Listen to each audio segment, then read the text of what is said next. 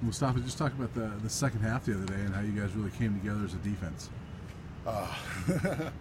Well, we kind of took it to heart when we heard how many yards they had already gotten on us in the first half. We know if we stop the run and we limit them to make them one-dimensional, we have a chance of winning the game. And we always have a goal to try to keep every team under 21 points. And we know if we do that, we trust our offense to get the points on the board. So we came together, we did what we knew. We did what we had to do to stop the game and get our points on the board. Do you think it was more adjustments, or was it more just guys really being more disciplined in their assignments? There was a few adjustments, but I think it was more we all just knew we had to lock in, get our job done, because we already had the game plan set in for the whole week. We knew what we were going to do. We've been practicing every single day, preparing for this day. It just we had to apply it.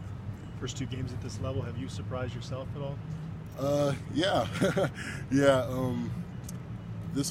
All of this is a new shock to me because it's a high level. The crowd was loud. I'm not used to any of that stuff, and I normally don't fold under pressure, but I wasn't expecting to make as big of an impact as I am right now. I'm doing well. I have a lot to learn, a lot to get better at, and without my teammates and all the other guys that coverage sacks, last game had a bunch of coverage sacks, the other D linemen pushed in the pocket. Without them, I wouldn't have any of those things. So it's all definitely a team effort. I know you weren't here last year. Takeaways, was an issue for this defense last year. There weren't a lot of them. Off to a good start in that department so far this year. Has that been, since you've been here, has that been a point of emphasis from Coach Elliott or anyone else on the defense? It's been a point. We have our own drill for it. We do it every single day just about. We've been doing it all fall camp. We have a bunch of different drills for getting the ball out, picking up the ball, every single different drill that you can think of. We work on it almost every day.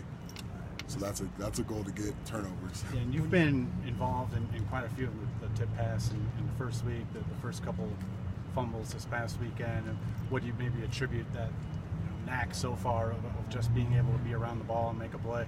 Yeah, definitely. They teach us about when there's a lot of people around, just hop on the ball, the technique of how to get on the ball, and if there's an open, if there's not a lot of people around, score. Last week against Nebraska, I felt the pressure of everybody around me. I knew to get on the ball, slide over it, and cover it, and tuck it. And I felt all of my training for that just kicked in, and I didn't have to think about it. It was a reaction.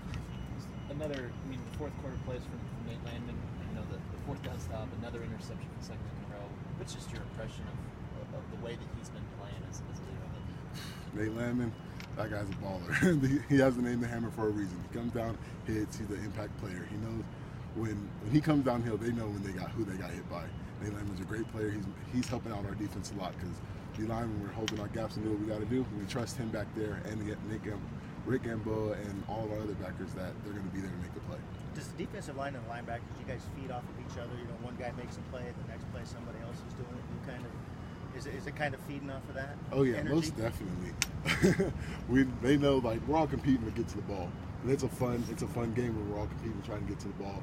They're happy that we're making the plays. We're happy when they're making the plays. But at the end of the day, we're all competing trying to make plays and have fun while we're doing it out there. It's a brotherhood that we have. We know and we trust each other next to each other that we're going to get our gap and that we're going to make the play when it comes to us. You mentioned you've kind of surprised yourself a little bit so far. What's been the most surprising aspect of what you've been able to do so far? The tempo of the game. It was a big change going from high school to junior college, and from junior college to this level. It's been like no other. It's a huge change, and I felt that I've been able to keep up with it and play at this level. I was a little nervous coming in the first couple of games, but now I got to get the jitters out a little bit. I'm a little more confident and ready to play. So how much confidence have you gained in these first two games, especially going out to Nebraska and playing like you did? Yeah, those are big. I've gained a lot of confidence knowing that I got my brothers by my side and that I am able to play at this level, because we know that I think 50% of the people that come in can be a bust. And I'm just happy and glad that I have a great coach that's put me in position to help me make plays. Probably the last one. How do you guys focus this week? You got New Hampshire coming in, not the powerhouse that you've been playing. They're trap game. Well, we know they're a great team. We've gone to the playoffs 14 years in a row. We don't want to underestimate any opponent. We know that they're not the powerhouse, but we know that they have nothing to lose and they're going to come in here and try to win. That's all their goal is, and our goal is to win too. We can't take any